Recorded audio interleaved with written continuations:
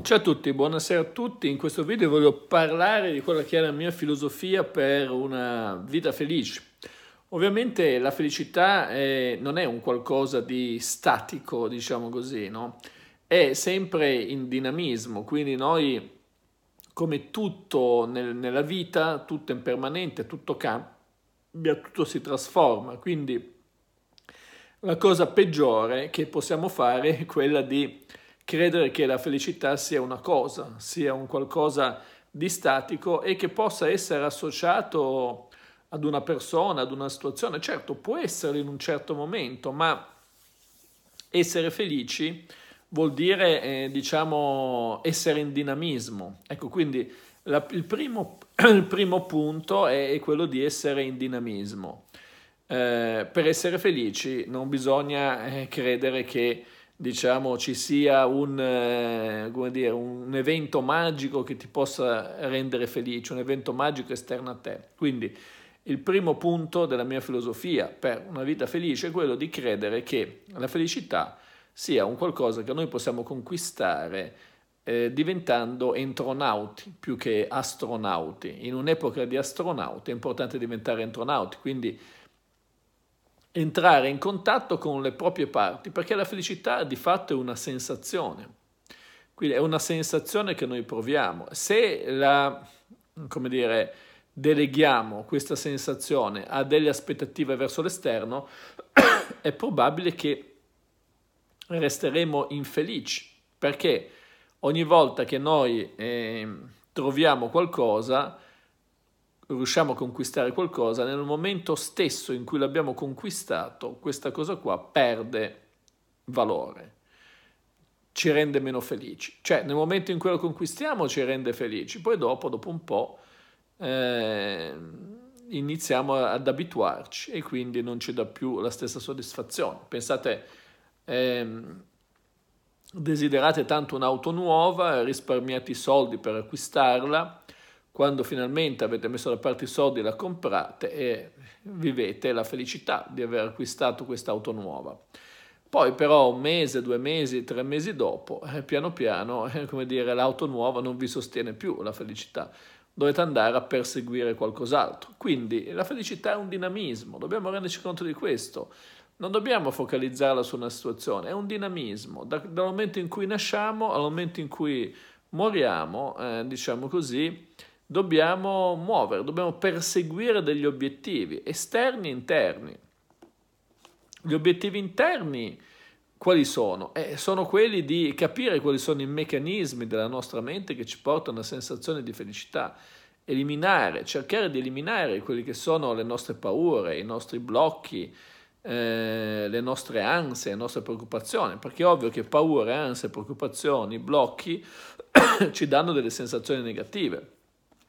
Quindi questo è un altro punto della mia personale filosofia, quella di cercare di capire che il nostro obiettivo di vita è quello di migliorarci per quanto possiamo come persone, senza confrontarci con nessun altro.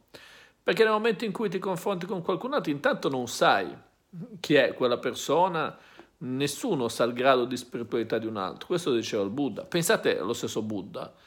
Agli occhi della massa, come dire, era uno straccione, che poi lui era un principe, ma ha lasciato tutte le sue ricchezze e è andato a fare lo straccione. E quindi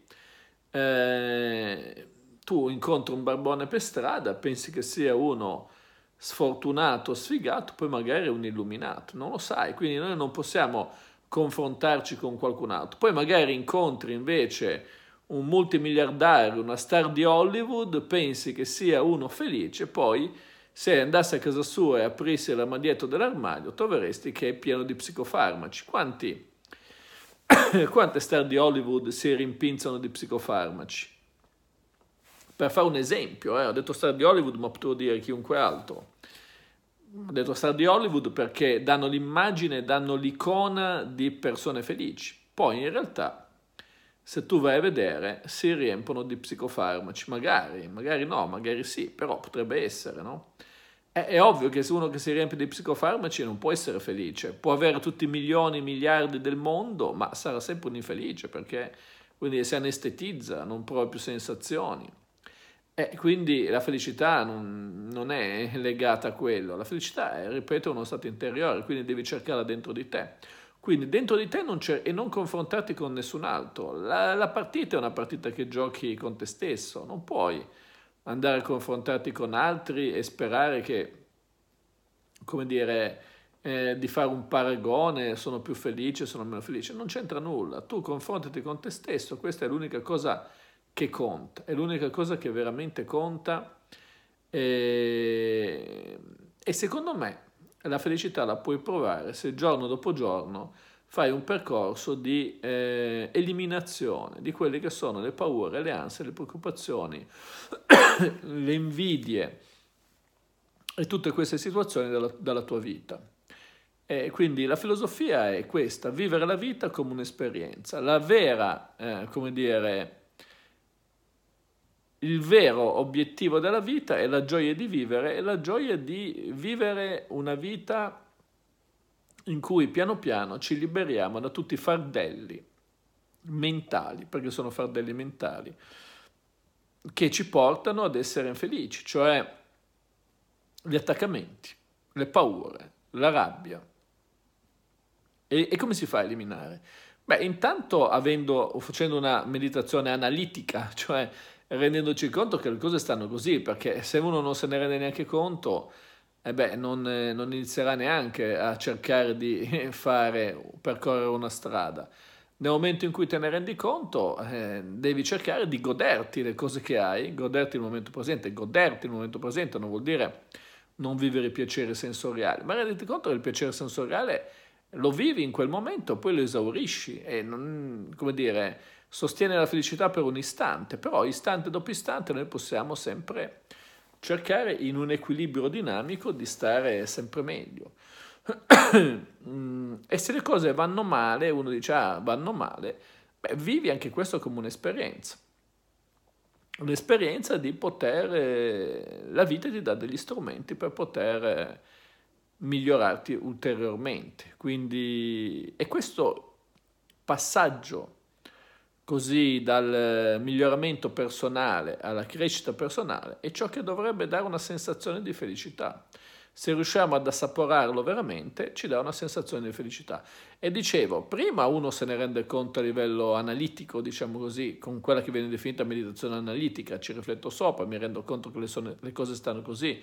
Quando io sono di buon umore per nessun motivo logico e razionale, allora ho raggiunto, come dire, la capacità di essere felice. Non serve un motivo, perché se tu ti aspetti un motivo, aspetti di avere la macchina, aspetti di avere quello, aspetti che quella lì ci stia con te, aspetti quell'altro, mancherà sempre qualcosa. Invece bisogna essere felici per sensazione proprio oggettiva, perché piano piano eliminiamo tutto quello che dalla nostra mente ci dà infelicità, che sono di fatto i veleni mentali, che sono di fatto le situazioni di negatività, che sono di fatto le invidie, le rabbie, le gelosie.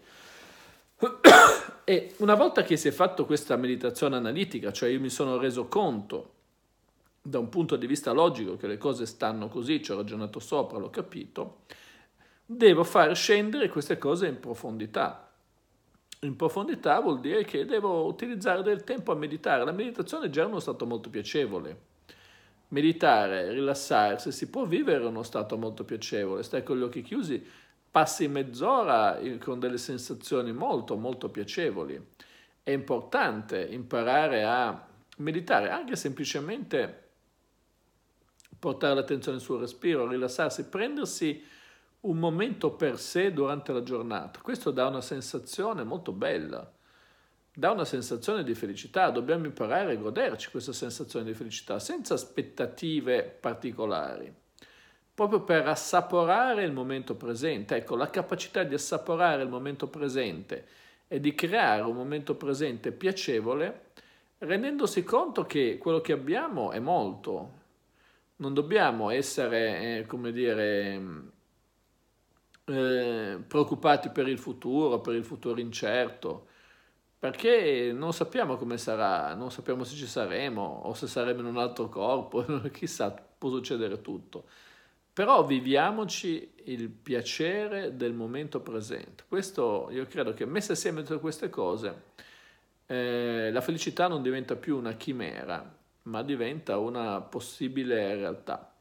Bene, per questo video è tutto, seguimi anche sulla pagina Instagram Massimo Taramasco, iscriviti al canale e seguimi anche sul mio nuovo canale Felicità Benessere, di cui ti posto il link in descrizione. Ciao!